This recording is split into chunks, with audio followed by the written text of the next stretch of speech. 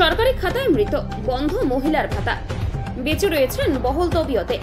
দিনে দুবেলা অন্যের বাড়িতে পরিচারিকার কাজ করতে যাচ্ছেন, নিজের বাড়িতে ও সংসারের দায়িত্ব সামলাচ্ছেন। এহেন কাথির বাসিন্দা রেখা রানী বেরা, সরকারি খাতায় মৃত। কাথি 18 নম্বর ওয়ার্ডের পদ্মপুকুরিয়া এলাকায় বাড়ি রেখা রানীর। অভাবের সংসার। রাজ্য সরকারের লক্ষ্মীর ভান্ডার প্রকল্পের উপভোক্তা ছিলেন। ওই প্রকল্পের টাকা গত বছর এপ্রিল থেকেই হঠাৎই বন্ধ হয়ে যায়। এ ব্যাপারে পৌরসভা এবং মহকুমার শাসক অফিসে আবেদন জানিয়েও ভাতা চালু হয়নি। রেখা রানী জানাচ্ছেন, সম্প্রতি মহকুমার শাসকের অফিসে গিয়ে জানতে পারেন সরকারি খাতায় কলমে তিনি নাকি মৃত। প্রশাসন সূত্রে খবর, জন্ম মৃত্যুর দেখে প্রতি মাসে সরকারি প্রকল্পে ভাতা দেওয়া হয়। উপভোক্তাদের এই ধরনের পোর্টাল নিয়ন্ত্রণ করা হয় স্বাস্থ্য দপ্তর।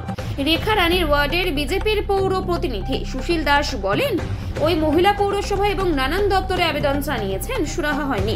এখন যদি তাকে আবার জীবিত হিসেবে প্রমাণ করতে হয়, তার যে হাস্যকর বিষয় আর কিছুই হতে পারে না। উল্লেখ্য, এমন ঘটনা নতুন নয়। অতীতে কাথি 3 নম্বর ব্লকের মহিলার ক্ষেত্রে এমন হয়েছিল।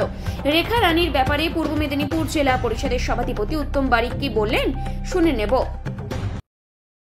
জয়দেব বেরা।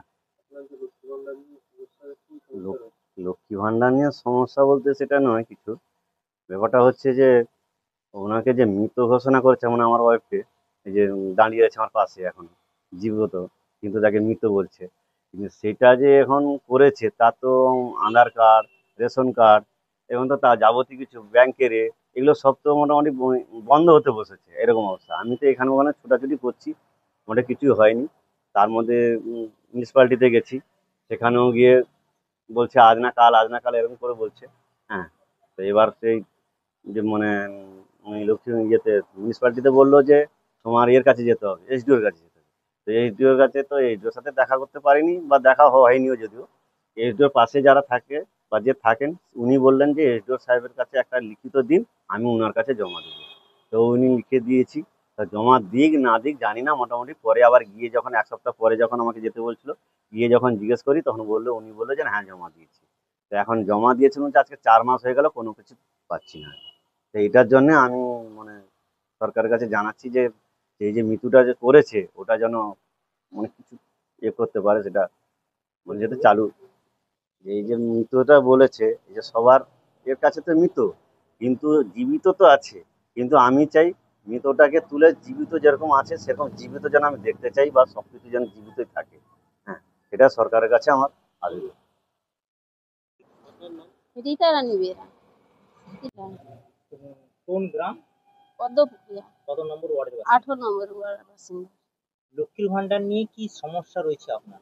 আমি যখন ব্যাংকে টাকা তুলতে যাই, বলছে তোমার ব্যাংকে টাকা ঢুকিয়ে নি মে মাস থেকে।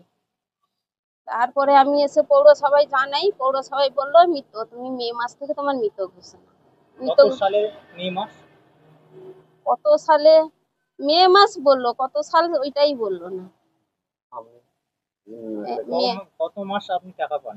টাকা পাইনি মে মাস থেকে, আবার মে মাস আসতে গেল 1 বছর। কোথাও কি জানিয়েছেন? হ্যাঁ, ভিডিওতে জানিয়েছি, পৌরসভায় জানিয়েছি।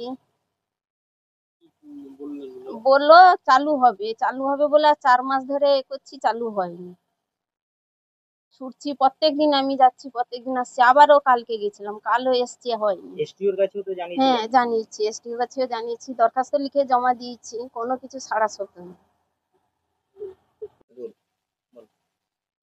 সরকারের কাছে দাবি করছি যেরকম আমার লক্ষ্মী ভান্ডার যেরকম তাড়াতাড়ি আমি একটু পাই। দাদা, আপনার নাম? সুশীল দাস, আমি 18 নম্বর ওয়ার্ডের কাউন্সিলর। আপনার ওয়ার্ডে রীতা রানী বেরা নামে এক মহিলা, তিনি লক্ষ্মী ভান্ডার পেতেন। দীর্ঘ কয়েক মাস যাবৎ তিনি লক্ষ্মী ভান্ডার পাচ্ছেন না। ব্যাংকে গিয়ে যখন জানতে পারেন যে তাকে মৃত ঘোষণা করা হয়েছে, আপনার কাছেও বিষয়টি জানিয়েছে, কি জানেন এই বিষয়ে? না, আমাকে জানানোর পরে আমি যথারীতি পৌরসভায় খবর নিই যে দেখুন ওই নামে পাচ্ছেন, ক্যান্সেল করা হয়েছে।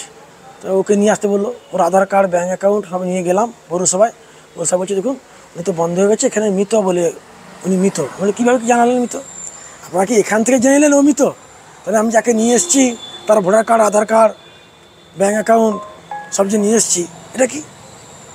এটা তাহলে কি ভাবতানি? উনি তো সশরীরে এসছে, সশরীরে। উনি কি তাহলে ভূত এসছে নি? না, বলছেন দেখুন তাহলে আপনারা সার্ভে কাকে দিয়ে করাচ্ছেন? পৌরসভা থেকে সরকারের মাধ্যমে তো একটা সার্ভে হবে, না তাহলে আপনি জানেন কীভাবে ও মৃত কি জীবিত? তাহলে সার্ভেটা কীভাবে করলেন? তাহলে এখান থেকে বসে বসে করে দিলেন নাকি? তারা আমাকে বলো তুমি এসডি অফিসে যাও, ওখানে বিশ্বজিৎবাবু আছে, ওনার সঙ্গে দেখা করলাম। উনিও বললেন যে এখন এখানে এ গেছে মৃত বলে। আমি সরাসরি এসেছি, এটাকে কীভাবে কী করা যায় বলুন, যাতে গরিব মানুষ তার ভাতাটা পায় সেটা একটু ব্যবস্থা করুন। এই দীর্ঘদিন ছুটছে, উনিও ছুটে ওনাকে বলছে যাচ্ছে ছুটছে। রাজ্য সরকারের এই ভাতা নিয়ে বহু জায়গায় প্রশংসিত হয়েছে। এরকম আচ্ছা, রাজ্য সরকারের ভাতা আপনাকে বলছেন কেন? 1000 টাকার মধ্যে 800 টাকা দেয় কেন্দ্র, 200 টাকা দেয় রাজ্য। সবাই বলছেন রাজ্য সরকার, কে বলছে আবার পৌরসভা ভাতা দেয়। মানুষকে আমরা বিভ্রান্তি করে দিচ্ছি। এটা জানুন যে এই বার্ধক্য ভাতা, বিধবা ভাতা, অক্ষম ভাতা কেন্দ্র 80% টাকা দেয় কেন্দ্র, 20% টাকা দেয় রাজ্য। আর সবাইকে বলে বেড়াচ্ছে রাজ্য সরকার ভাতা দিচ্ছে। 200 টাকা দিয়ে আবাস যোজনা বাড়ি, কেন্দ্র সরকারের প্রকল্প, ওনারা বলছে আমরা দিচ্ছি। বলছি জীবিত লোক মৃত হয়েও প্রকল্প তো পাচ্ছেনই না, উল্টে তার সমস্যার সমাধান করার কোনো ব্যবস্থা নিচ্ছে না প্রশাসন। না, আমরাও জানিয়েছি সমাধান করার জন্য। আর পৌরসভা টালমাল অবস্থায় চলছে। ইতিমধ্যে পৌরপিতা যিনি প্রাক্তন ছিলেন তিনিও বিজেপিতে চলে এসেছে। এখনও 9 জন কাউন্সিলর আমাদের দলে আসতে চাইছে। আমরা বলছি দাঁড়ান, ওয়েট করি, আমাদের যা এরকম তো হয় না, চলে নিয়ে নিব। গত বিধানসভা নির্বাচনে 134 জনকে আমরা টিকিট দিয়েছিলাম তৃণমূল থেকে, সব হেরে ভুল হয়ে গেছে। বলছি সেই জন্য যাদের ভুলে এই ধরনের ঘটনা ঘটেছে, এইটাকে সমাধান করতে গিয়ে তিনি যেহেতু অন্যের বাড়ি পরিচারিকার কাজ করেন, তার তো মজুরি নষ্ট হচ্ছে। এটা কি যারা ভুল করেছে তারা কি ফিরিয়ে দিতে পারবে? তারা তো বাহাল হয়ে বসে